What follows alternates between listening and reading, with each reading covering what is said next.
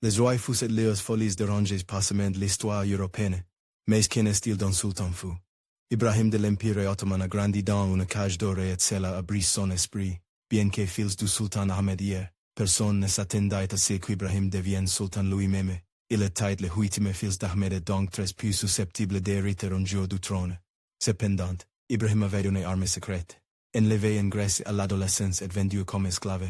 Qasem est monté en grade à la cour ottomane pour devenir la concubine favorite d'Ahmed et la femme la plus puissante de l'Empire. Elle allait avoir du pain sur la planche.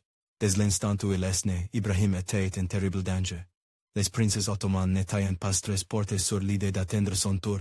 Ils étaient plus que prêts à éliminer leurs propres parents pour s'assurer une place sur le trône. Le trône ottoman ressemblait un peu au trône de fer. S'y asseoir pouvait être une affaire dangereuse. Quand Ibrahim n'avait que 2 ans, son père a mordu la poussière. Ainsi a commencé un sanglant jeu de chaises musicales qui a vu la déposition d'un sultan et l'exécution d'un autre. Finalement, Mourad IV a pris le trône et apporté une semblance de stabilité. Mais Ibrahim n'a pas pu en profiter parce que sa vie allait devenir un véritable cauchemar. Istanbul n'était pas une ville d'amour fraternel en ces jours-là. Les sultans entretenaient de grands harems de concubines et avaient des enfants avec de nombreuses femmes différentes. Cela signifiait que la plupart des princes avaient des mères différentes, et donc il y avait peu d'amour perdu entre eux. Alors, comment Mourad IV a-t-il célébré son ascension sur le trône? En jetant tous ses frères dans une cage. Ibrahim a grandi dans une cage. Cette section spéciale du harem impérial était une prison glorifiée pour les héritiers du trône. Ici, les princes ottomans étaient gardés sous surveillance constante et jamais autorisés à partir. Quand Ibrahim était encore en couche, son frère aîné, Mourad, l'a jeté là-dedans et a jeté la clé. Le garçon ne goûterait plus à la liberté pendant 16 ans, mais sa prison était encore pire qu'elle n'y paraissait. Ibrahim n'était pas seul dans les cages. Mourad y a jeté ses 3 demi-frères avec lui, seulement un par un. Ils ont commencé à être éliminés. Mourad IV était un dirigeant paranoïaque, et il ne faisait pas confiance à ses frères pour ne pas se soulever contre lui. Pendant son règne de 16 ans, il les a fait exécuter l'un après l'autre, jusqu'à ce qu'il ne reste que le petit Ibrahim. Le garçon vivait dans une peur constante que sa tête soit la prochaine sur le billot. Alors, pourquoi a-t-il survécu quand ses frères aînés n'ont pas eu cette chance? Il semblerait que grandir dans une cage n'est pas bon pour vous. Ibrahim était un enfant faible qui souffrait de graves problèmes de santé mentale. Bien que Mourad n'ait pas hésité à éliminer les autres frères, il ne considérait visiblement pas Ibrahim comme une menace. Alors, il a juste laissé le garçon pourrir. Ibrahim est donc resté confiné dans les cages, devenant de plus en plus dérangé avec chaque jour qui passait. Puis enfin, après 16 ans, son emprisonnement a pris fin et l'Empire était en danger. Mourad III a régné pendant 16 ans, mais la cirrhose a fini par emporter sa vie en 1740, alors qu'il n'avait que 27 ans. Cependant, avant de partir, il a fait une dernière requête troublante. Sur son lit de mort, Mourad a ordonné l'exécution d'Ibrahim. Il connaissait l'instabilité de son frère et a dit à ses conseillers qu'il ne voulait pas d'un lunatique comme sultan. Si son souhait avait été exaucé, l'Empire aurait évité la catastrophe qui a suivi. Mais Mourad n'avait pas compté sur une chose. La mère d'Ibrahim n'allait pas rester les bras croisés et regarder l'exécution de son fils. Elle est intervenue et a refusé les souhaits de Mourad, sauvant la vie d'Ibrahim. Quand Mourad a enfin rendu son dernier souffle des jours plus tard, Ibrahim a pris le trône. Mais ce n'était pas tout à fait si simple. Ibrahim avait passé des années à rêver du monde au-delà de sa cage. Mais quand sa chance de liberté est enfin arrivée, il n'arrivait pas à y croire. Quand une foule est venue aux cages pour le libérer et le proclamer sultan, l'Ibrahim terrifié a bloqué la porte et n'a laissé entrer personne. Ibrahim était fou, mais il n'était pas stupide. Il avait vu chacun de ses frères quitter la cage et ne jamais revenir. Il n'allait pas commettre la même erreur. La foule a supplié, mais Ibrahim n'a pas bougé. Alors, sa mère a trouvé une manière grotesque de lui faire entendre raison. Elle a ordonné que les restes de Mourad soient amenés à la cage pour prouver à Ibrahim qu'il était vraiment libre de partir. Ibrahim a vu le corps de son frère, mais a quand même refusé de bouger. Bien qu'il se soit irrité dans sa prison, c'était le seul monde qu'il connaissait, et la pensée de devenir sultan le terrifiait. Mais Kösem Sultan n'avait pas sauvé sa vie juste pour qu'il continue à dépérir dans la cage. Il était temps de passer aux choses sérieuses. Ibrahim ne comprenait pas tout à fait ce qui se passait. S'il refusait le trône, pensait-il pouvoir juste continuer à vivre sa vie dans la cage aux frais de l'Empire? Sa mère lui a rappelé qu'il ferait probablement face à l'exécution s'il refusait le trône. Enfin, entre cette menace sinistre et le corps de son frère, Ibrahim a ouvert la porte et est sorti de la cage pour la première fois en 16 ans. Cela lui est enfin apparu. Il était libre. Si seulement quelqu'un avait réalisé ce qu'ils avaient libéré. Les doutes d'Ibrahim se sont évaporés à l'instant où il a quitté la cage. Il a soi-disant commencé à danser à travers le harem en hurlant « Le boucher de l'Empire est âme et mort ». En vérité, le boucher n'avait été remplacé que par un autre. Croyez-le ou non, le règne d'Ibrahim a en fait commencé plutôt bien. L'ancien grand vizir de son frère était un administrateur très capable, et il a gardé les choses en ordre pendant cette transition d'un sultan à un autre. Maintenant, tout ce que quiconque pouvait faire était d'attendre et de voir quel genre de sultan Ibrahim serait.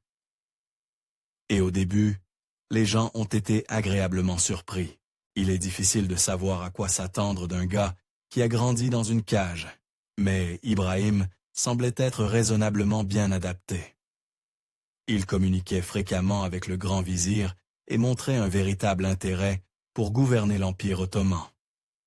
Il est même sorti dans la ville pour voir son dominion de ses propres yeux, en se déguisant et en inspectant les marchés locaux. Dans l'ensemble, les choses allaient plutôt bien, mais il y avait des signes que quelque chose n'allait sérieusement pas chez le nouveau sultan. Ibrahim a essayé de son mieux pour régner, mais une pléthore d'affections le hantait. Il souffrait de maux de tête atroces et d'attaques de faiblesse physique. La plupart des érudits modernes s'accordent à dire que le traumatisme de son éducation a causé ces symptômes. Et au fur et à mesure que les années passaient, le bon sultan Ibrahim a commencé à devenir de plus en plus instable. Il se dirigeait vers un chemin sombre et sa mère le savait.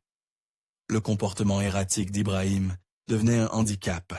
Alors, Kösem Sultan l'a encouragé à se distraire avec son harem.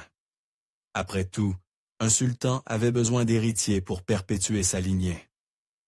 Bientôt, Ibrahim avait engendré 3 fils avec 3 concubines différentes. Mais il ne s'est pas arrêté là. Il s'est avéré qu'Ibrahim avait un appétit insatiable pour les femmes, et sa mère luttait pour le garder occupé, bien qu'elle ait certainement essayé. Kösem aidait personnellement à aller au marché, pour s'assurer que son fils avait un flux constant de filles esclaves pour le garder occupé. Elle savait exactement quel genre de femme son fils aimait, et choisissait personnellement celle qu'elle pensait qui retiendrait son attention. Cependant, elle a rapidement appris que les appétits de son fils étaient encore plus troublants qu'il n'y paraissait au premier abord. Ibrahim était un prédateur dans tous les sens du terme. Il gardait son harem, rempli de centaines de concubines, des esclaves qui n'avaient pas le choix. Encore plus tordu, Ibrahim préférait les femmes qu'il ne pouvait pas avoir. Ces filles qui n'étaient pas en position de le refuser ne l'intéressaient pas autant que les femmes qu'il devait contraindre. Surprise, surprise. Le garçon qui avait grandi en captivité est devenu un monstre horriblement endommagé, et il n'aimait pas entendre le mot non. Ibrahim obtenait toujours ce qu'il voulait. Selon une histoire, il est devenu infatué de la belle-fille du grand mufti. Ibrahim a demandé au leader religieux sa main en mariage. Mais le grand mufti savait quel genre d'homme était I. Il avait entendu des histoires sur ce qui se passait derrière les murs du harem d'Ibrahim, et il ne voulait pas que sa fille en fasse partie. Il a refusé la proposition pour protéger sa fille, mais il a sous-estimé à quel point Ibrahim était cruel. Ibrahim ne prenait pas bien le rejet. Dans sa rage, il a ordonné à ses gardes de suivre la fille du grand mufti. Ils l'ont capturée et l'ont traînée de force au harem, où Ibrahim l'a violée pendant des jours avant de la renvoyer à son père et de continuer avec ses concubines habituelles. Tant qu'il était distrait avec son harem, sa mère pouvait essentiellement diriger l'empire à sa place. Alors, elle était prête à tout pour le garder occupé. Que Sem savait que son fils était fréquemment impuissant. Alors, elle a fouillé la ville pour les meilleurs aphrodisiaques que l'argent pouvait acheter. Elle fournissait ses onguents à son fils pour qu'il puisse continuer dans ses fantasmes tordus. Et oui, ils étaient tout aussi dérangés que vous l'imaginez. Selon un rapport, Ibrahim aimait souvent assembler toutes les vierges de son harem. Il leur ordonnait à chacune de se déshabiller. Puis, il courait à leur côté, en hennissant comme un cheval, ravageant l'une après l'autre. Encore plus dérangé, il leur ordonnait de ruer et de lutter contre lui. Le harem était un véritable cauchemar pour toute femme assez malchanceuse pour s'y trouver. Et les grosses avaient le pire de tout. Il envoyait des hommes pour trouver les femmes les plus grosses de l'empire et les ramener à la capitale pour rejoindre son harem. L'obsession d'Ibrahim pour son harem consumait presque toute sa vie. Il a collectionné une vaste bibliothèque de livres décrivant différentes positions au lit et a soi-disant inventé plusieurs nouvelles lui-même. Mais ce n'était pas que du sexe tout le temps. Ibrahim a trouvé plein d'autres façons douteuses de s'occuper dans son harem. Puisque son harem était tout ce qui lui importait vraiment, devriez-vous être surpris qu'Ibrahim ait presque mis en faillite tout l'empire en le décorant? Pendant son règne, le harem impérial a atteint des sommets de luxe inouïs. Ibrahim a fait venir les meilleurs parfums et bijoux pour ses concubines, un petit prix de consolation pour le cauchemar qu'elles enduraient. Mais par-dessus tout, Ibrahim aimait les fourrures. Comme dans, il aimait vraiment les fourrures. L'obsession d'Ibrahim pour les fourrures lui a valu le surnom de fou des fourrures. Il ne voulait dormir avec des femmes que sur des fourrures extravagantes. Et il avait même une pièce entière, tapissée de lynx et de zibelines, juste parce qu'il le pouvait. Quand on est un sultan fou, il faut avoir l'air du rôle. Ibrahim portait les plus beaux vêtements que l'argent pouvait acheter. Mais ses dépenses ridicules allaient au-delà même de ce que vous imaginez. Être l'une des concubines d'Ibrahim était une véritable horreur, à moins qu'on ne soit l'une de ses favorites. Alors, on pouvait recevoir les plus beaux cadeaux imaginables. À quel point ces cadeaux étaient-ils beaux, demandez-vous? Eh bien, Ibrahim a une fois offert à 2 de ses concubines favorites tout le trésor d'Égypte. Cependant, il y avait des centaines de femmes dans le harem d'Ibrahim, et elles n'ont pas toutes reçu des trésors. Pour les autres, la vie dans le harem d'Ibrahim était au-delà de la misère, mais au moins elles avaient une personne qui veillait sur elles. Kösem Sultan utilisait le harem pour distraire son fils et prendre le pouvoir pour elle-même, mais elle n'était pas complètement sans cœur. Quand Ibrahim a essayé de se forcer sur l'une de ses concubines, elle a tiré le poignard et menacé de le poignarder, en réprimandant son fils dérangé et en permettant à la concubine de s'échapper du harem.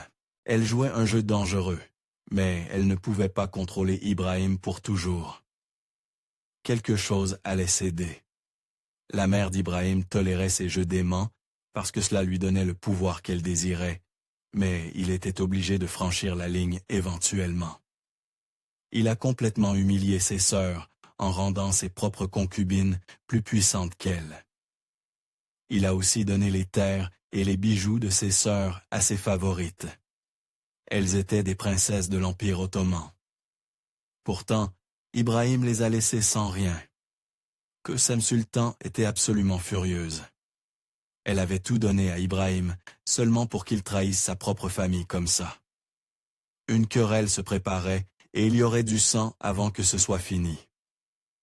Ibrahim le fou a inventé de nouvelles façons d'être totalement cinglé. Il y avait un sanctuaire à Médine, où les sultans précédents laissaient customiquement des cadeaux. Ibrahim a exigé que son grand vizir récupère ces cadeaux pour lui. Le vizir a refusé cette requête folle. Ibrahim a fait l'une des menaces les plus folles de l'histoire. Il a menacé de farcir le vizir de paille.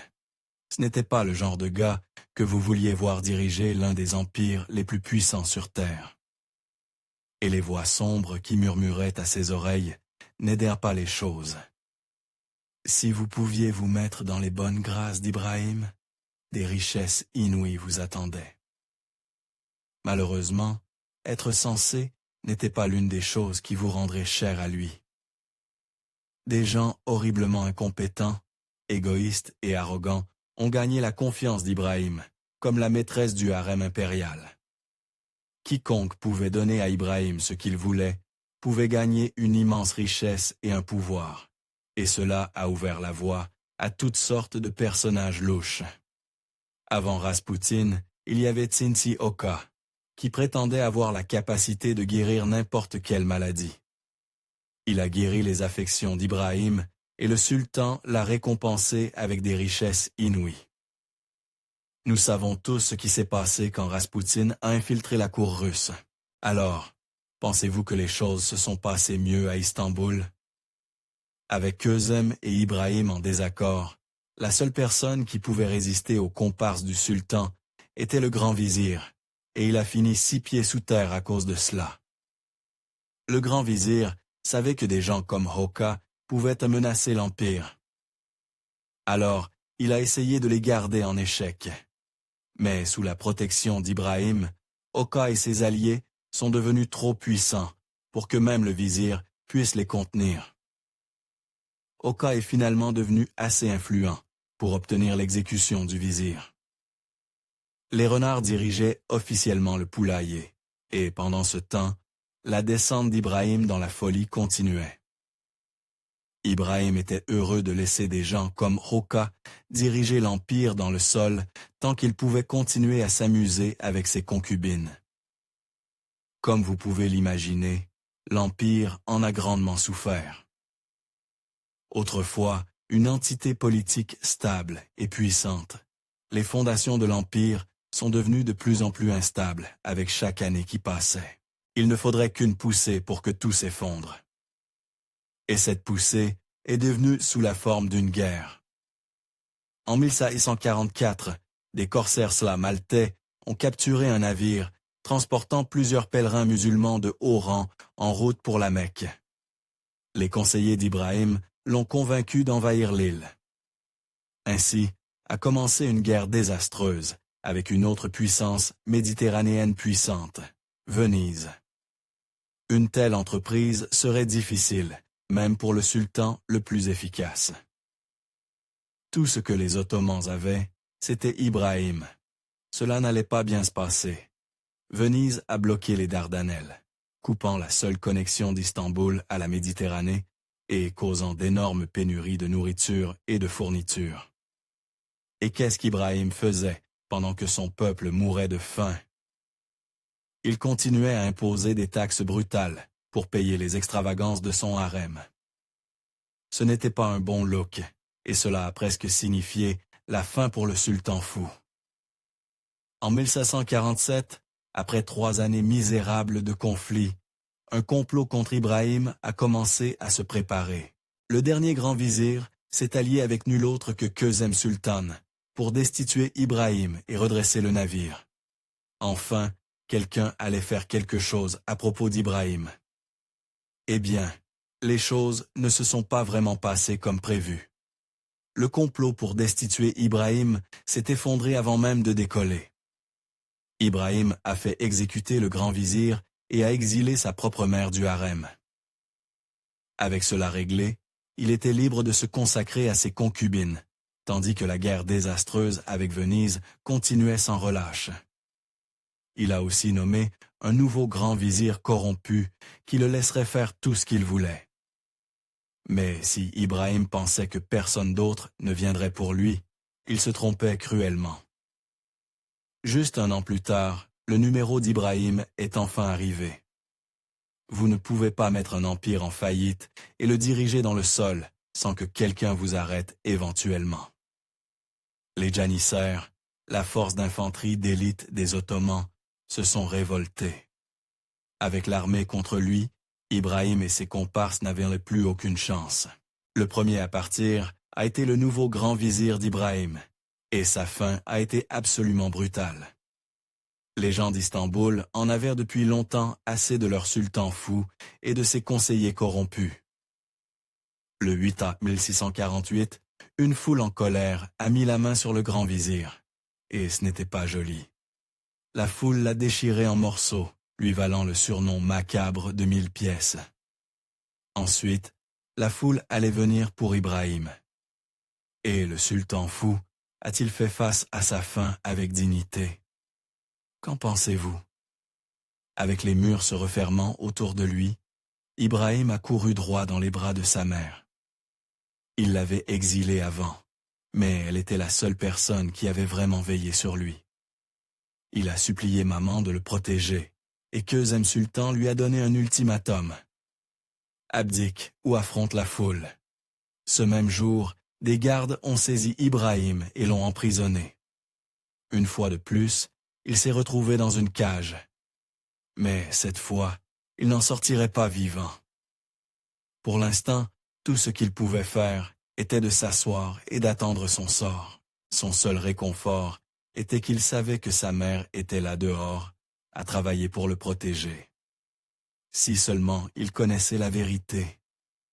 Kösem Sultan avait protégé son fils toute sa vie, même quand il l'avait trahi. Ce temps était révolu. Elle voyait ce que son fils était devenu, et elle savait qu'il devait partir. Écrivant, à la fin, il ne laissera ni vous ni moi en vie. Nous perdrons le contrôle du gouvernement. Toute la société est en ruine. Faites-le destituer du trône immédiatement. Et c'est exactement ce qui s'est passé. Une coalition a destitué Ibrahim le Fou et a fait de son fils de 6 ans le nouveau sultan. Mais personne ne se sentait en sécurité avec Ibrahim encore en vie, même s'il était enfermé dans une cage une fois de plus. Le nouveau grand vizir a cherché une fatwa auprès des leaders religieux pour sanctionner l'exécution d'Ibrahim. La seule personne restante qui pouvait sauver la vie d'Ibrahim était Kösem Sultan, mais elle ne le ferait pas. Ibrahim avait battu tout l'amour maternel hors de Kösem. Elle a consenti à l'exécution et le grand vizir a rapidement envoyé chercher 2 bourreaux. Dans une torsion morbide, l'un d'eux était le même bourreau qu'Ibrahim lui-même avait commandé pendant des années. Mais si vous imaginez une décapitation ou une pendaison rapide, détrompez-vous. La fin d'Ibrahim le Fou a été bien plus lente que cela. Tandis que des officiels regardaient depuis une fenêtre surplombante, les bourreaux sont entrés péniblement dans la cellule d'Ibrahim et l'ont étranglé à mort. Mais avant que leurs mains ne s'enroulent autour de son cou, Ibrahim a réussi à croasser une dernière supplication pour la miséricorde. Selon des rapports contemporains, les derniers mots d'Ibrahim le Fou étaient « N'y a-t-il personne parmi ceux qui ont mangé mon pain qui aura pitié de moi et me protégera? Ces hommes cruels sont venus pour me tuer. Miséricorde, miséricorde. » Personne n'avait plus une once de pitié pour le sultan fou, pas même ses concubines favorites. Peut-être que l'histoire la plus infâme sur Ibrahim le Fou a commencé avec Séchir Sultan. Elle lui a soi-disant dit que l'une de ses concubines avait été compromise par un outsider, mais a prétendu ne pas connaître d'autres détails. Je parie que vous pouvez imaginer comment un paranoïaque lunatique comme Ibrahim a réagi. Il a ragé pendant des jours en exigeant des informations sur ce mystérieux traître. Cependant, aucune quantité d'interrogatoire n'a révélé un nom. Alors, Ibrahim a ordonné l'un des actes les plus troublants de l'histoire. Quand aucun traître ne s'est présenté, Ibrahim a au lieu de cela, soi-disant ordonné que tout son harem soit attaché dans des sacs lestés et jeté dans le Bosphore. Ces 280 femmes noyées comme des chats. Tout cela à cause d'une allégation non substantiée de trahison. L'étranglement était une fin trop bonne pour un homme comme ça. Mais au moins, la impitoyable Séchir a eu ce qui lui pendait au nez, elle aussi. Ibrahim ne pouvait rien refuser à Séchir, et elle était rapidement devenue un peu trop puissante pour son propre bien. Bientôt, elle a menacé la place de Kezem Sultan dans le harem, et cela lui a coûté la vie. Kezem a invité l'amante d'Ibrahim à dîner, seulement pour la faire empoisonner ou peut-être étrangler. Elle a dit à Ibrahim qu'elle était soudainement tombée victime d'une maladie mystérieuse et que personne ne pouvait la sauver. Le règne d'Ibrahim le Fou sert de conte cautionnaire sur les dangers du pouvoir incontrôlé et les conséquences de l'instabilité mentale d'un dirigeant. Malgré une promesse initiale, sa descente dans la folie et la tyrannie a presque détruit l'Empire ottoman. Sa destitution et son exécution éventuelle ont marqué la fin d'un chapitre sombre de l'histoire ottomane. L'histoire d'Ibrahim le Fou reste un exemple fascinant et sobrant du coût humain du pouvoir absolu. Merci d'avoir regardé History Exposed. Si vous aimez découvrir les meilleures histoires de l'histoire, likez et abonnez-vous pour continuer à explorer avec nous. N'oubliez pas de visiter notre page principale, Factonate, pour plus de faits incroyables sur tout.